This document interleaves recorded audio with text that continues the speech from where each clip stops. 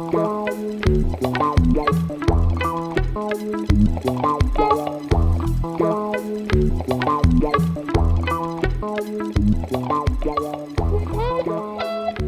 thank you. Yes, so the title is Entropy and the Growth of Periodic Orbits for Anosov Flows and Their Covers. So I'd like to thank by thanking the organisers for inviting me to speak here. So as some of you know, when I arrived yesterday, the airline lost my luggage, and I was reduced to wearing a rather garish T-shirt, which I acquired at the railway station on my way here. But happily, particularly happily, as this is being recorded for posterity, my luggage has caught up with me, and so I'm now able to wear what you might think is an equally garish shirt. Okay, so I want to talk about Anosov flows, and these have already been mentioned this morning, but still I want to maybe say a few things. So M is going to be a compact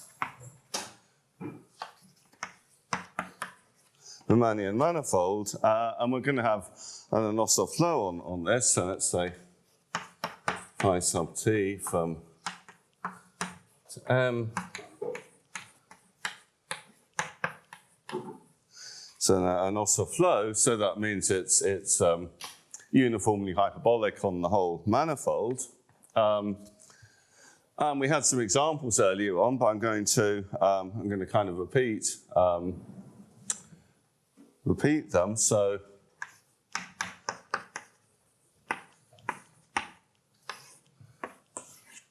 one class of examples of these things is the following. So you take a negatively curved manifold, so let's call it N.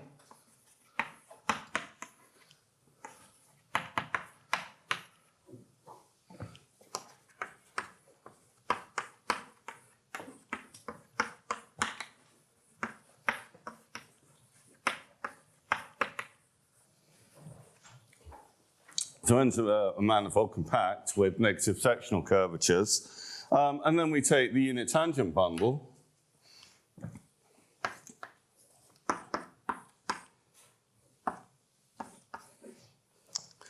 And then we take the geodesic flow.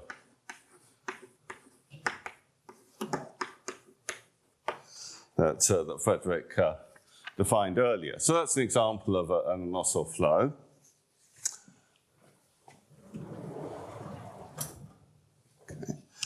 And then another example that looks a bit different.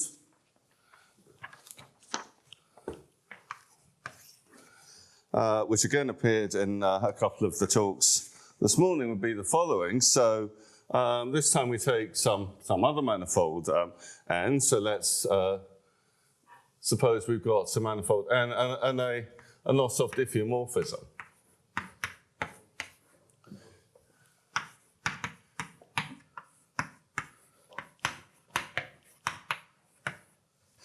So, for example,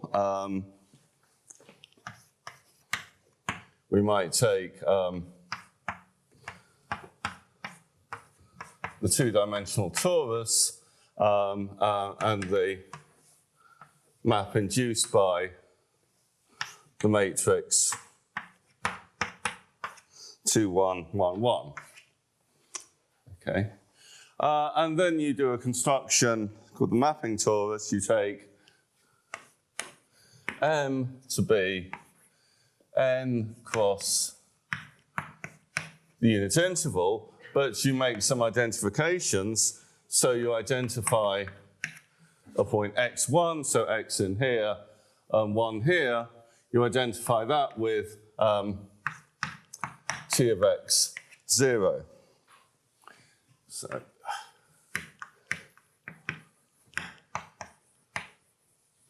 that gets called the mapping torus. And then there's a natural flow associated to this, which is that you, so you're flowing on M, and so if you've got a point xs in here, then flowing for time t takes you to s so x, excuse me, s plus t, but modulo the identifications.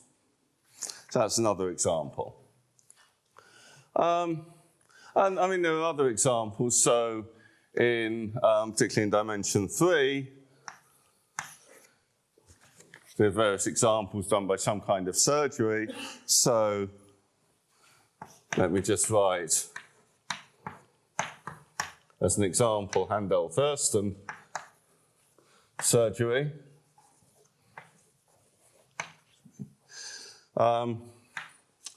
So, you'd start off with a situation where you had the geodesic flow over some negatively curved surface, a hyperbolic surface, and then you pick a simple closed geodesic to cut along, to cut it into, say, into 2 bits. And then you join the bits together again, the tangent bundles together again, but with some appropriate sort of Dane twist along the geodesic you've chosen. So it's just some other way of constructing these things. So there are lots of these things in 3 dimensions. In higher dimensions, it's all a bit less clear. Okay, so we've got these flows, and one important numerical characteristic of them is their topological entropy.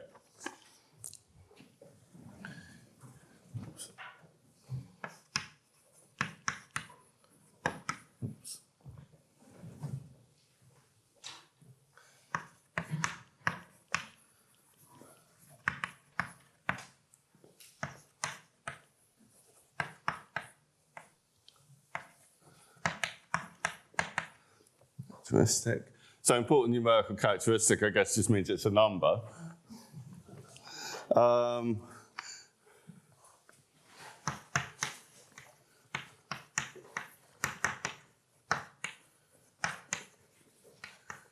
Topological entropy. So, right, this is h top of phi, and it's something positive. And so, this is something you learn about probably in a first course on dynamics, how it's defined using n epsilon separating sets or spanning sets. Anyway, so you've got your system, you've got this number. And now I actually want to talk about periodic orbits.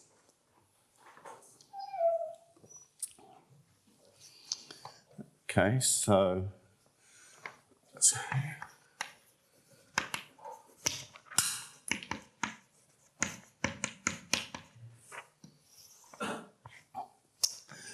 So this flow's got a countable infinity of periodic orbits. See, so this is still Anosov.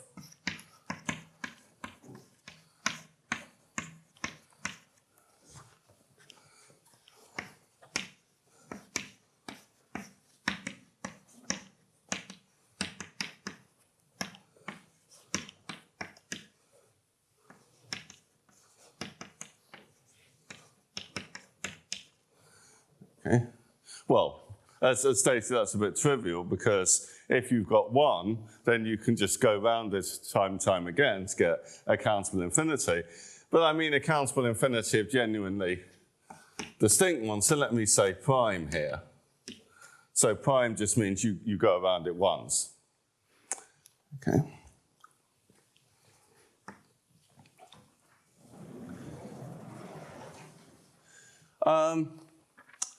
But not only is there a countable infinity, we can say more. In fact, that there's exponential growth associated to them that realizes the topological entropy. Okay, so say they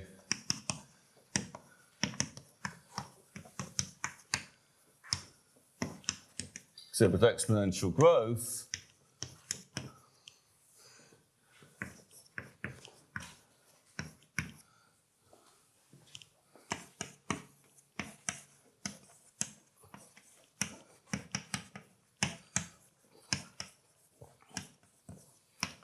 So what do I mean by this? Well, so let's look at all of these guys. So let's say that I'll typically use gamma to denote a prime periodic orbit.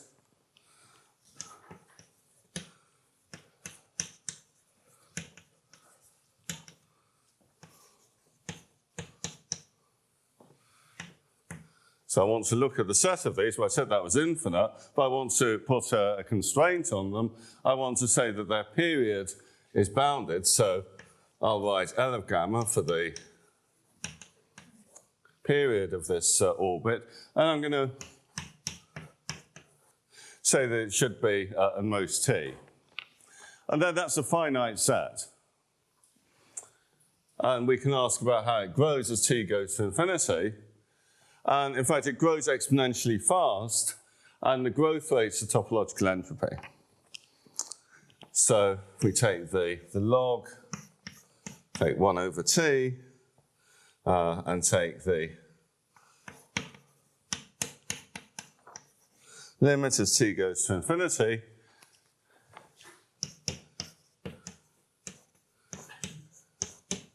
you get the topological entropy. So this is result of Sinai, back from the 1960s. And in fact, there are much more precise things known about this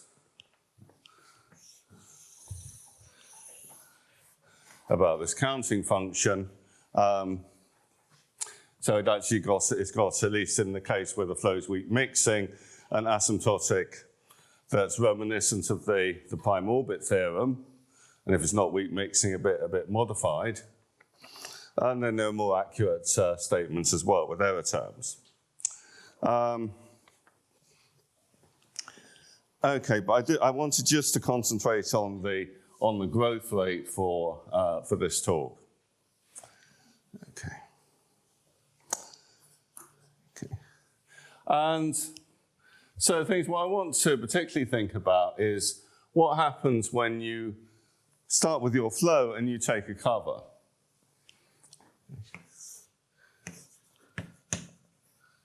Okay, so suppose you've got your Anosov flow like that on your compact manifold M. And suppose you've got the following situation, that you've got another manifold M tilde that's sitting over M as a regular cover. So what do I mean by this? I mean, there's going to be a group, in fact, a group of isometries up here acting freely, so that when you quotient, you get this manifold. So you've got G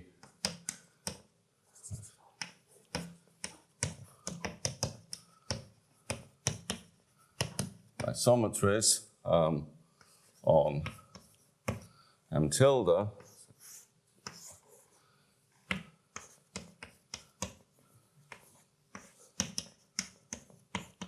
Acting freely, and this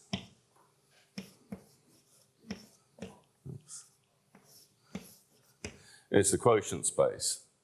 So we've got a setup like that.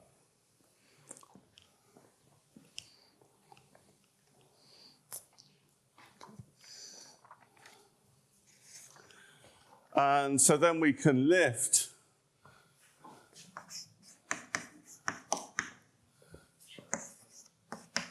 the flow on M to a flow with phi tilde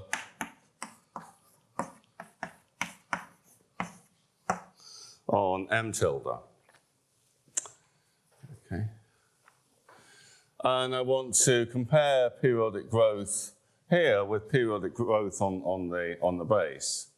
And just as a notational thing, because I'm going to regard the flow as fixed, and the thing that's going to vary, I'm going to think about different covers, I'm going to, as a piece of notation, call this topological entropy h of m. So I'm not claiming that it's just an invariant of the manifold, but I'm regarding the dynamics as fixed. And that's going to emphasize this. Okay, so equals, this is just notation. Okay, so we want to think about this, this situation. And there's two kind of cases that might occur. Either G is finite or G is infinite. So the first one's going to be easy. So G is finite. So if G is finite, then M tilde is also compact.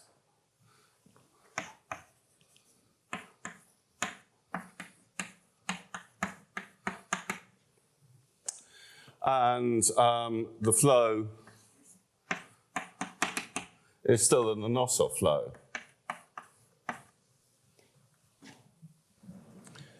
And furthermore, it's going to have the same entropy. So if we talk about HM tilde, which is the topological entropy of phi tilde, that's equal to the topological entropy of phi, which is h of m. So in the case of finite covers, there's, at least as this question's concerned, there's nothing really to say.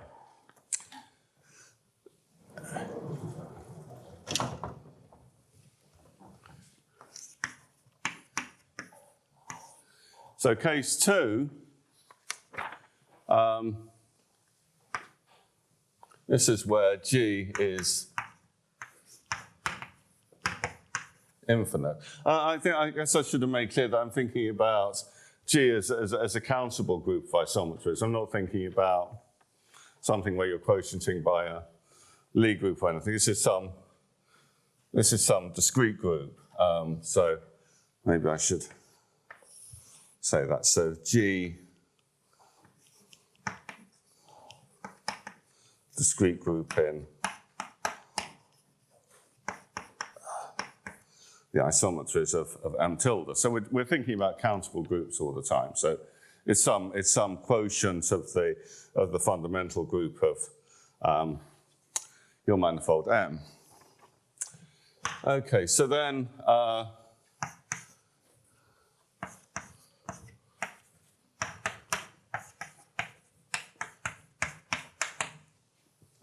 M tilde is not compact. But we've still got a lifted flow. And we'd still like to think about the growth rate of periodic orbits. But now we've got to be a bit careful because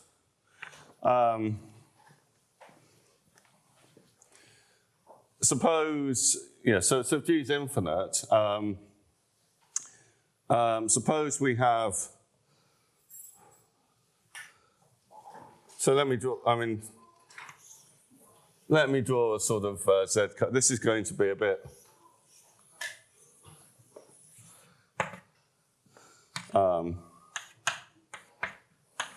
inappropriate because for the Anosov flow, I need to be thinking about at least 3 manifolds, but it will just give an illustration.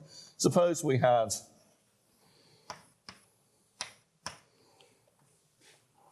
we started with a compact surface there. Okay.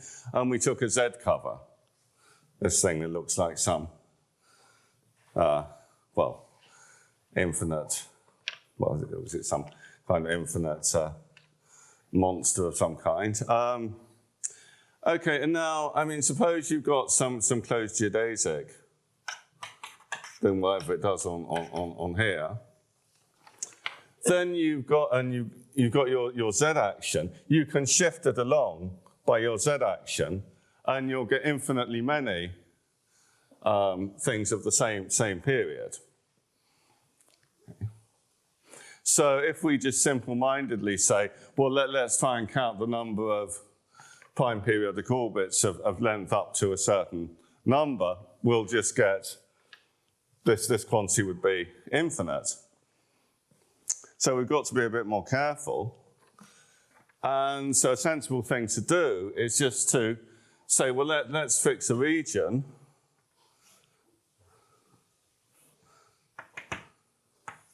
in the cover. So I've drawn it some kind of fundamental domain, but it doesn't really matter. All that matters is that it's, say, something that's open with compact closure, something like that. Maybe I should write this down a bit more formally.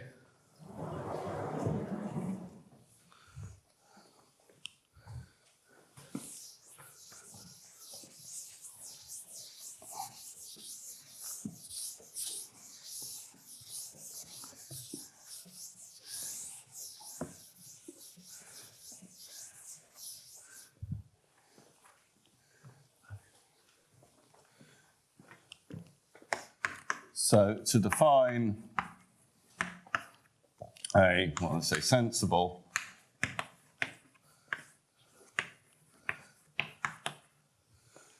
growth rate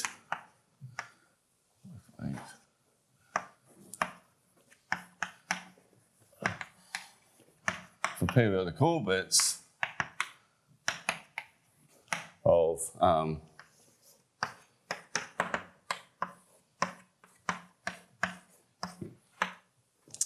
phi tilde. So choose a region, let's call it maybe K, contained in M tilde, that's, let's say, open and relatively compact.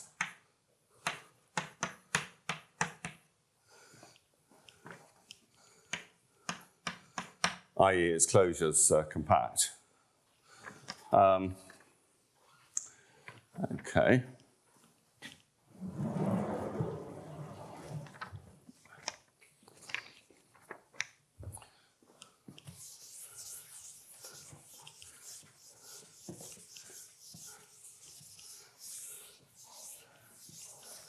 And our problem was that if we did a sort of unconstrained counting of periodic orbits, then we'd get too many, in fact, infinitely many.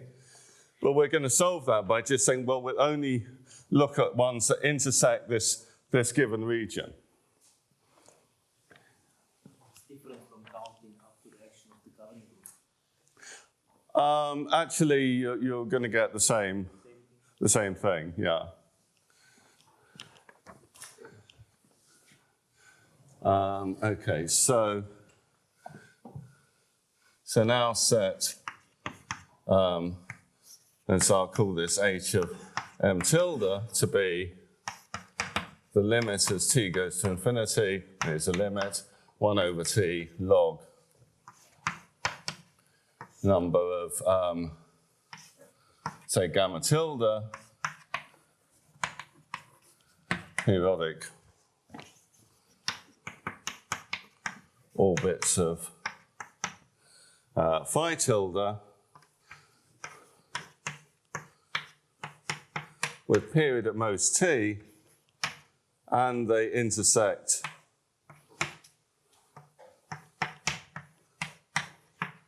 this region.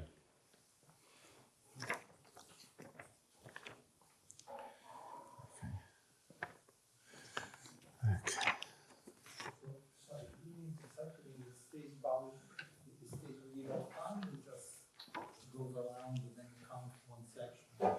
Yeah, I just mean it's to be counted, it's just got to intersect here at some time.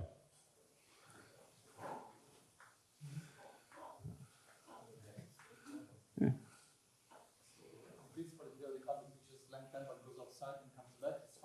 Yeah.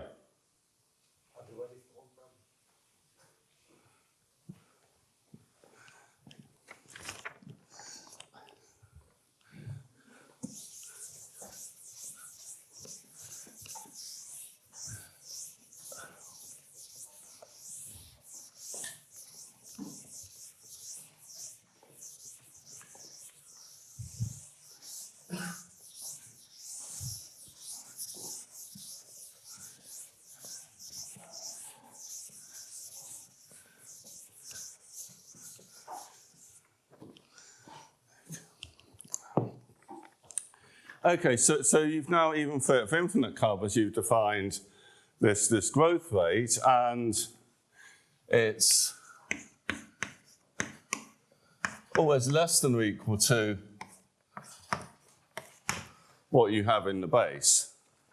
And maybe that's not really immediate from the definition, but with a little bit of work, it's not so bad.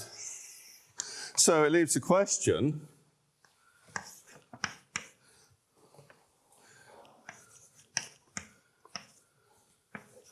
When do we have equality?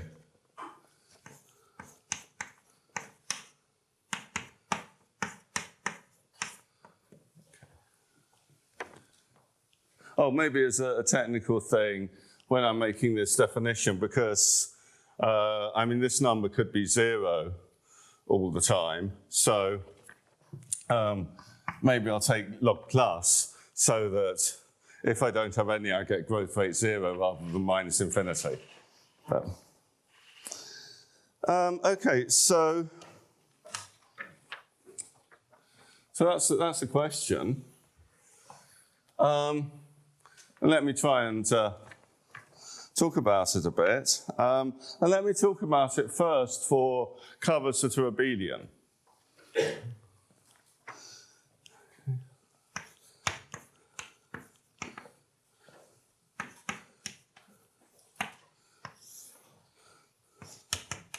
So i.e. the group G is abelian.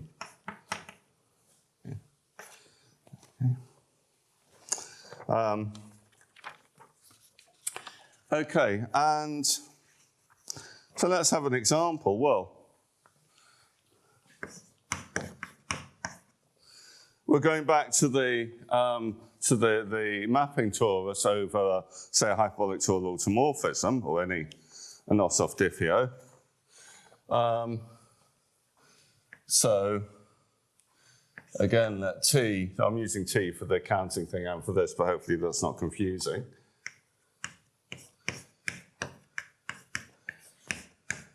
So,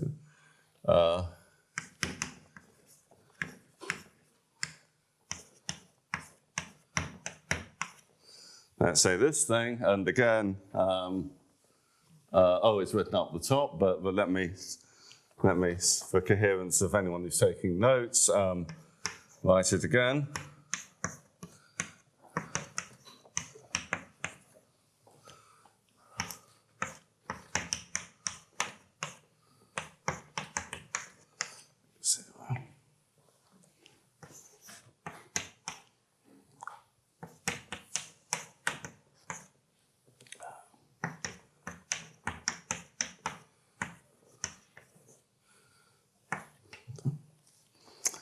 Okay, well, so we've got this thing as our compact sort of base space, and then we've got the flow on it. And there's a natural cover, which is a Z cover, where you just unwrap the identification. Okay, so there's a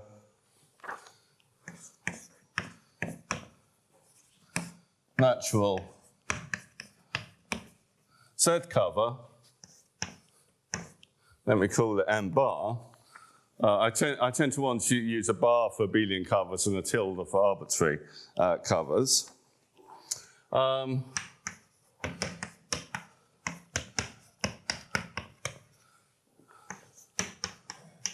With lifted flow,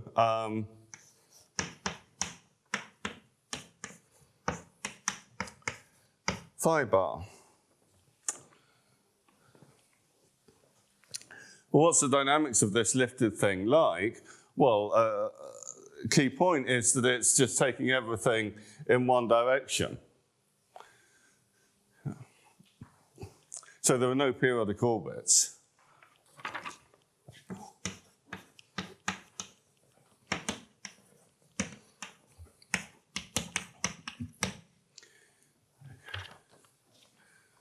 Maybe I'll even take risk putting an exclamation mark to make it sound a bit more exciting.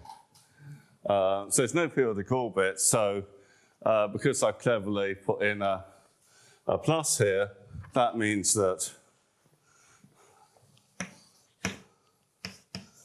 h of m bar is 0, which is less than the entropy of, or the growth rate for m, which is the topological entropy for this flow, which, because it's type 1 suspension, is just the topological entropy for this, which is log 3 plus root 5 over 2. We may think this example is a bit cheating because this flow here is not topologically transitive. So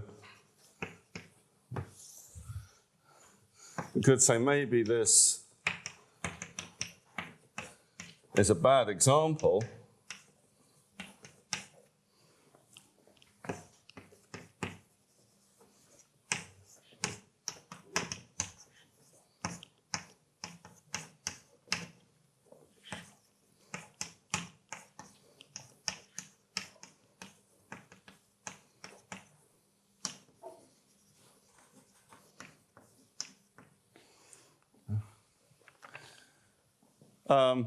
So maybe we ought to, we're seriously thinking about this question, we ought to really be thinking about examples where the flow in the cover is transitive, at least. Okay.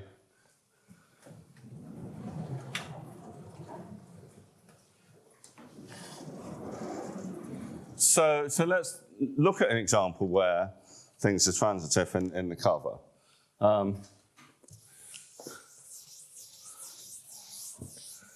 And now we'll talk about the other type of example of an Anosov flow we had at the start, to geodesic flows.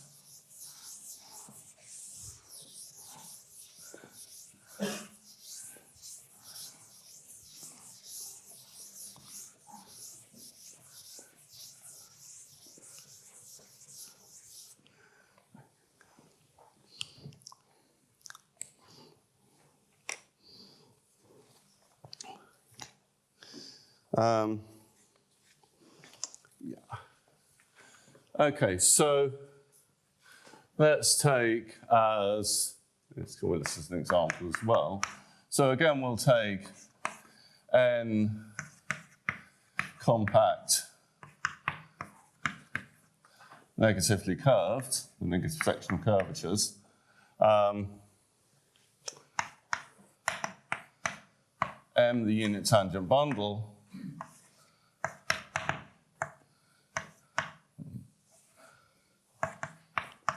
And take the geodesic flow.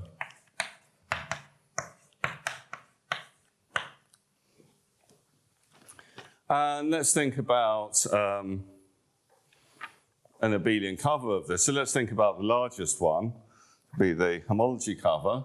So M bar is going to be the universal homology cover.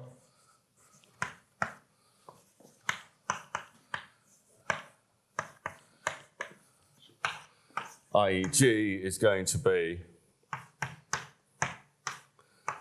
the integer first homology of M. So G is going to be isomorphic to the free abelian bit ZB, where B is the first Betti number, and then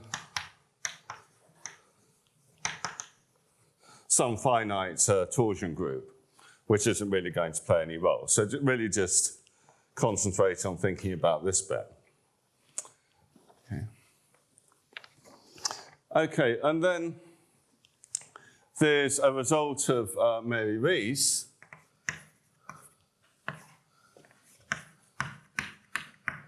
from, I think, 1981, that says that the growth you get for this cover is the same as the growth of the base. It doesn't drop. Well, when Mary Rees stated it, it was for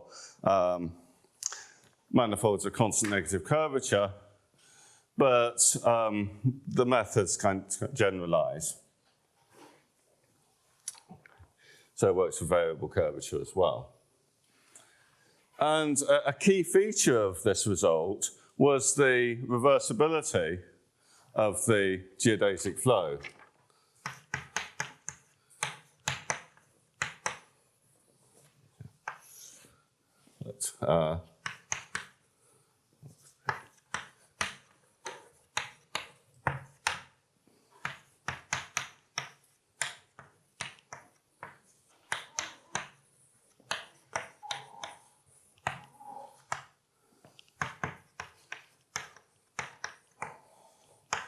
The geodesic flow has a time-reversing involution, so if you're at some vector in this unit tangent bundle, then you can just stay at the same base point, but sort of flip the vector giving you the direction over, take minus that, and that map will be an involution, a fixed point free involution, that will conjugate the flow, the time t, to the flow for minus time t. So it turns out this time reversing symmetry is really important for this result. Okay, so we've seen sort of two extremes now. Firstly, that in this example up here, you definitely got smaller growth. In fact, it just went down to 0. And then you've got this other kind of example where you get equality. So what happens in general?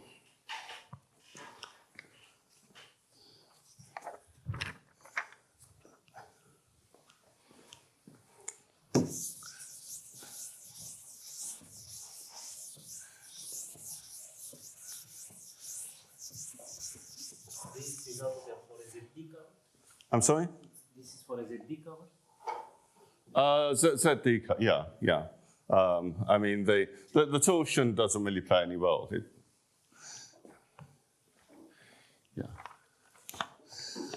So more generally, so if you have a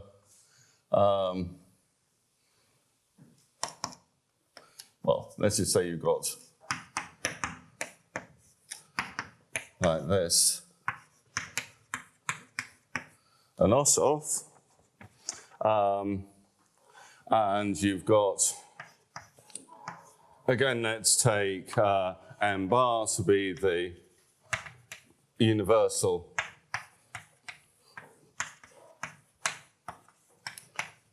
homology cover. The same kind of statement is going to be true for any Abelian cover. So again, G is the homology group.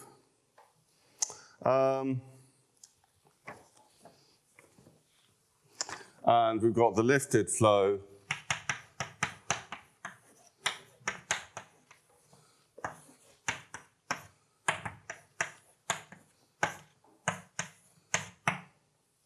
here. Okay, well, it turns out that we can characterize, let's say this, so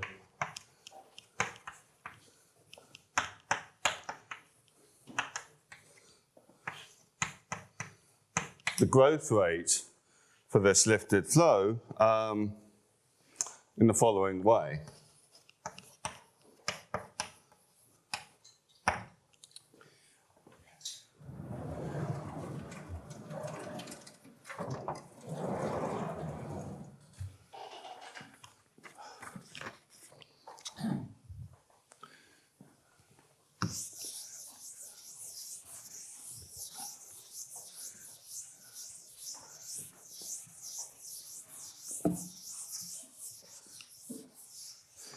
Okay, so the first thing is that we need to introduce some object. So suppose you've got an invariant probability measure. So suppose mu is a phi invariant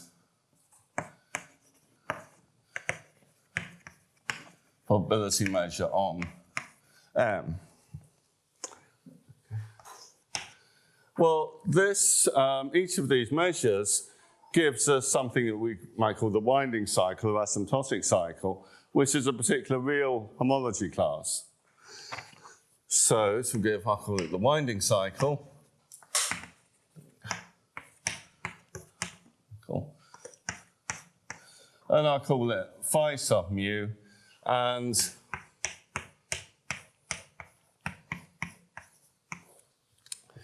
this is an element of the first real homology group of M. So maybe note that if the integer homology group is, well, isomorphism, say ZB plus torsion,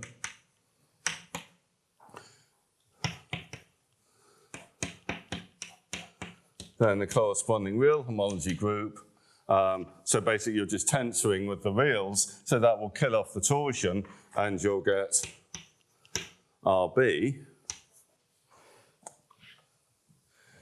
I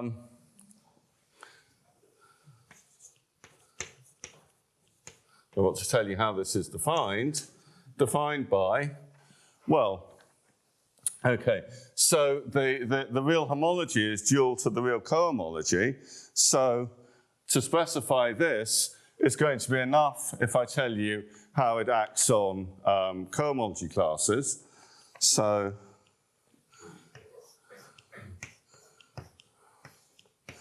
we'll have phi mu paired with, so a cohomology class I'll write like this. So that's an element of first cohomology. So basically the idea is omega is a closed one form representing that class, and the brackets are the duality pairing. And so this is equal to integrating the closed one form evaluated on, I'll write it like this. So this is the vector field generating the flow. So let's say these things. So this is a closed one form.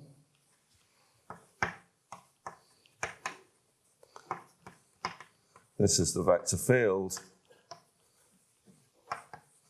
generating the flow. And there's something, okay, so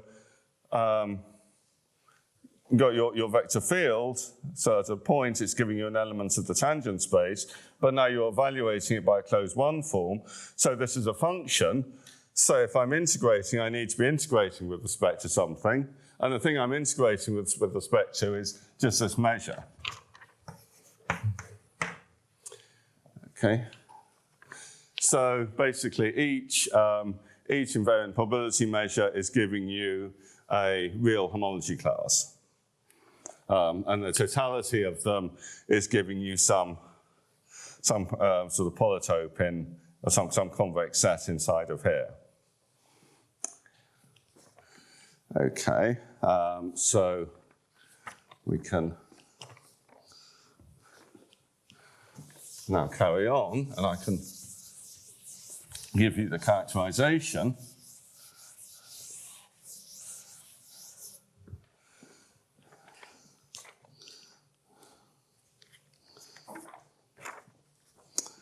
And it's an old work of mine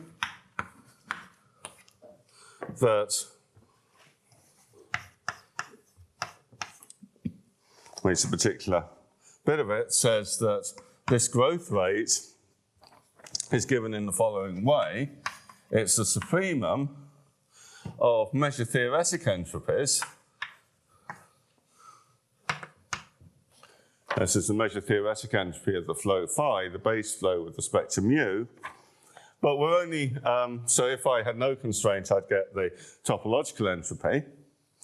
But now I'm going to put a constraint in, and it's that only those measures for which the winding cycle vanishes.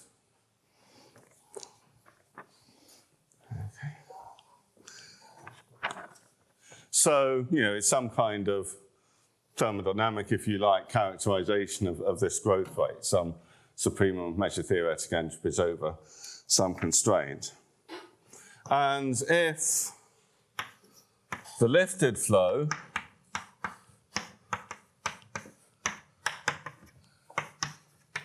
is topologically transitive, then this number is positive.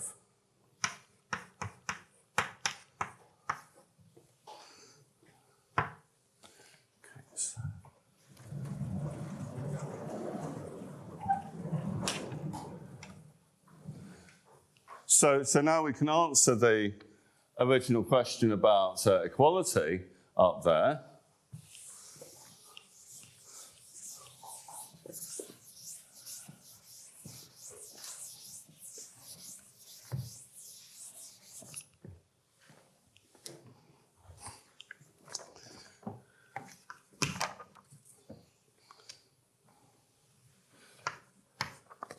And say that you get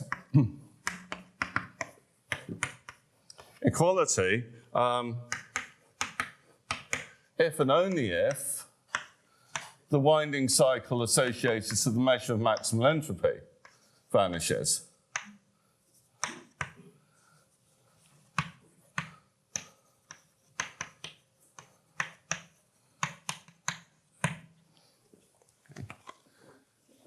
Okay, it follows immediately just by the variational principle that tells you that the topological entropy is the supremum of all the measure theoretic entropies, and also the uniqueness of the measure of maximal entropy. Right. So we have an answer, and it's a bit more complicated than the two first examples suggested, where you had either zero or you had equality. Suggests you can get intermediate things, and they're characterized in a particular thermodynamic way, and you get equality if and only if some condition is satisfied. Okay, so now I want to move on to general covers.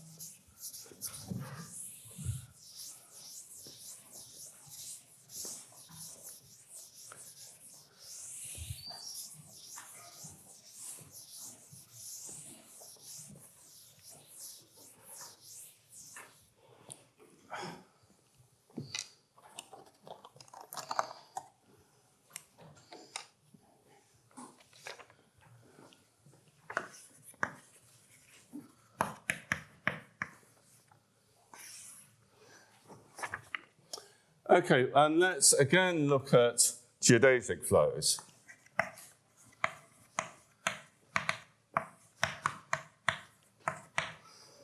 Okay.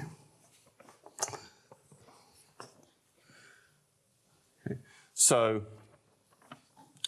we're starting out with a geodesic flow, and we're looking at some cover by some group G.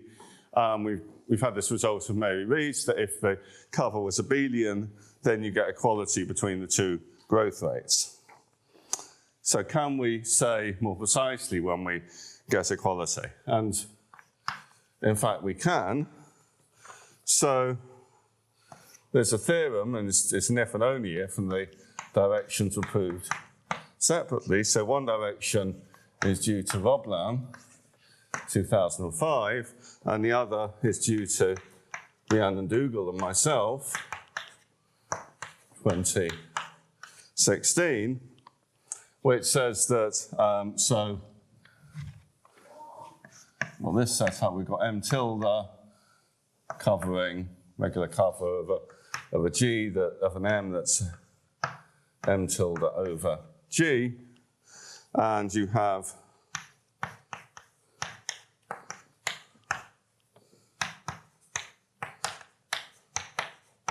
equality if and only if G has a property that's called being amenable. Okay. And so in the last, 7 minutes, you do not know. I want to tell you what amenable groups are for people that don't know, and then give a more general result that goes beyond geodesic flows. So So there's lots of ways of characterizing amenable groups. Amenable groups were introduced by von Neumann in the 1920s in his work on the Banach-Tarski paradox. Basically, the groups that didn't give rise to kind of those sort of paradoxical decompositions. But I think maybe a nice way of characterizing them is this characterization due to Follner from the 1950s.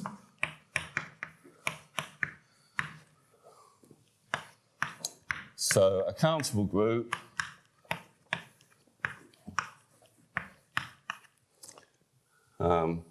G, so this definition is more widely applicable, and you can extend this type of definition to, say, Lie groups using Haar measure, but let's just stick with countable groups.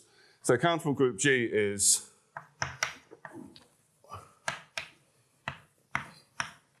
amenable if for all finite subsets of this group, so A is a finite subset, and for all epsilon greater than 0, there exists some other finite subset, say F,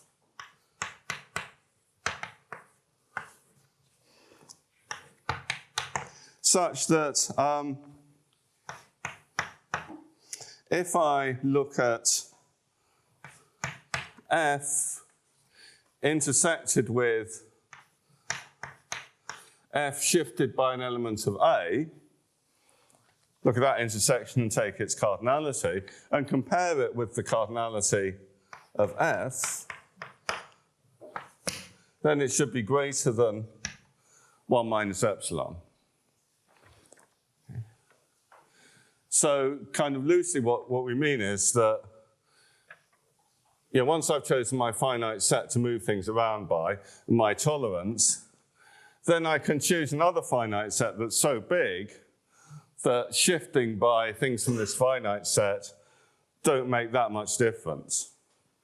So, for example, if you took the integers, or maybe z squared, something a bit more evocative, took z squared, and took, for A, took shifting by 1, 0 and 0, 1, shifting one place to the left, to right, sorry, right, one place up. Well, and if I took just some huge ball, then just shifting it up by 1 isn't going to have much effect, relatively speaking.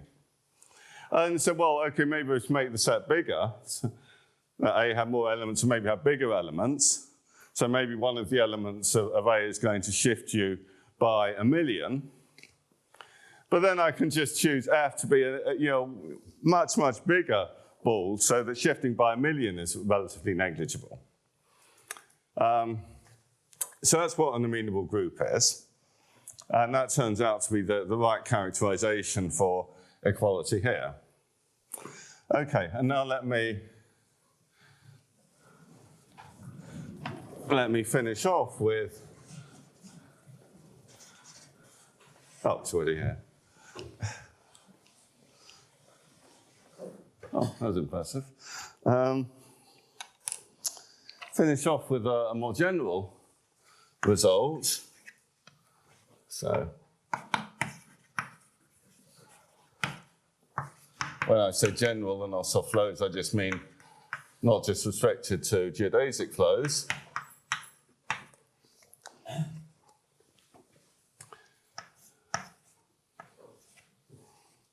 So you've got m tilde, and you've got m where your base flow is. So that's tilde over g. Okay, so it's clear from what we've said before for Abelian covers that this kind of dichotomy you get in the theorem at the top no longer holds, because you can have an Abelian cover, like Z covers we were talking about earlier on, where the growth rate on the cover is 0.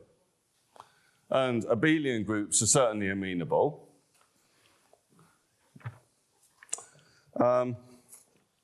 So you can't have a natural dichotomy like that. But it turns out there is a modified statement that holds. And it's just that you have to compare the growth rate here with something else. And the thing you compare it with is the maximal abelian subcover. So m bar here is going to be the maximal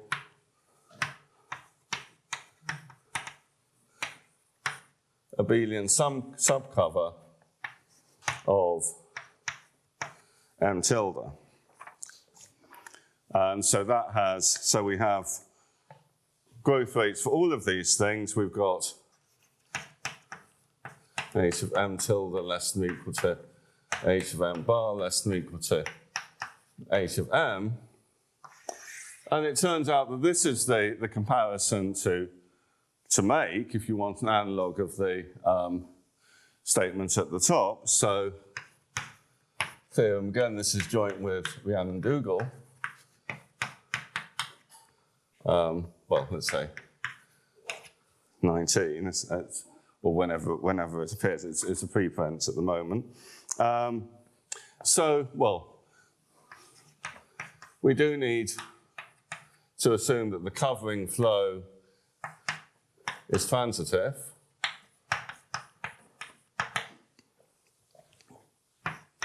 And then you get that hm tilde is equal to hm bar if and only if G is amenable. So you get amenability telling you that you have this equality, and then this, as we've seen, is something that you can characterize in terms of measure theoretic entropies and some variational principle. So this is not such a mysterious thing. Okay, and that's it, so thank you.